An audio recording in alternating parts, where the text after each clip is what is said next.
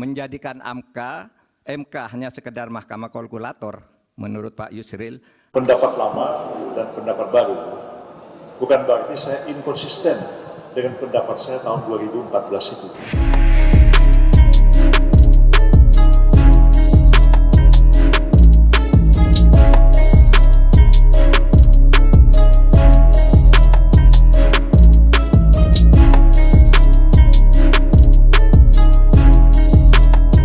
Mahaguru Hukum Tata Negara Profesor Yusril Ihza Mahendra saat ikut menjadi ahli pada sengketa hasil pemilu 2014 dan bersaksi di MK pada tanggal 15 Juli mengatakan bahwa penilaian atas proses pemilu yang bukan hanya pada angka harus dilakukan oleh MK.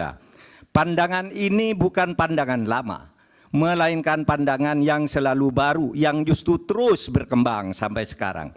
Menjadikan MK hanya sekedar mahkamah kalkulator menurut Pak Yusril adalah justru merupakan pandangan lama yang sudah diperbarui sekarang.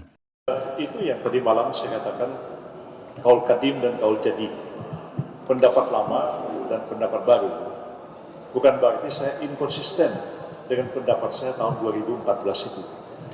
Tahun 2014 saya dihadirkan sebagai ahli di persidangan Mahkamah Konstitusi dalam sengketa Pilpres pada waktu itu.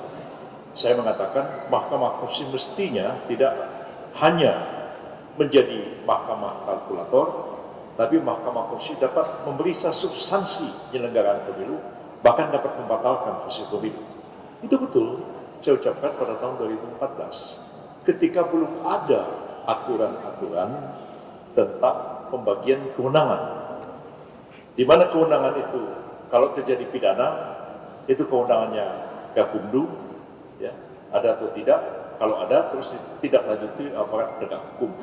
Kalau terjadi pelanggaran administratif pemilu, itu kewenangannya Bawaslu, maju ke pengadilan tinggi, bahkan bisa maju ke pengadilan tinggi TUN, bahkan bisa maju ke Mahkamah Agung. Ujungnya, yang menjadi sisa dari itu semua adalah dengan perselisihan hasil pemilu. Hasil pemilu jadi kewenangan Mahkamah Konstitusi. Jadi apakah saya mencela mengklaim atau orang memang sengaja ingin memberi gambaran bahwa seolah-olah saya tidak mengerti persoalan ini. Saya sangat mengerti persoalan ini. Jadi pendapat 2014 itu pasti akan berubah setelah 2017 karena adanya Undang-Undang Nomor 7 tahun 2017 tentang pemilu yang membagi kewenangan untuk menyelesaikan persoalan-persoalan yang muncul dalam penyelenggaraan pemilu.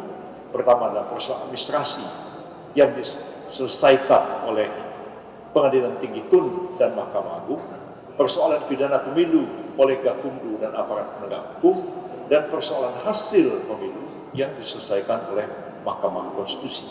Jadi dalam teori disebut bahwa ini ada dua jenis sengketa.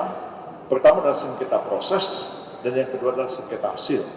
Sengketa proses menjadi kewenangan dari Gakumdu, kewenangan dari Bawaslu dan Pengadilan Tinggi TUN sampai Mahkamah Agung, sedangkan sengketa hasil menjadi kewenangan Mahkamah Konstitusi.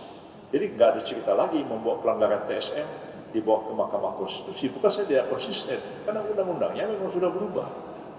Ya, jadi saya senyum-senyum aja tadi dengar Pak Amel ya lu ngomong begitu, tapi sudah di luar daripada konteksnya.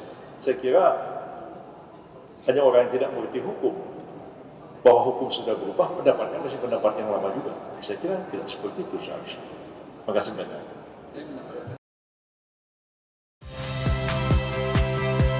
Saya Friska Clarissa. Saksikan program-program Kompas TV melalui siaran digital, pay TV, dan media streaming lainnya. Kompas TV, independen, terpercaya.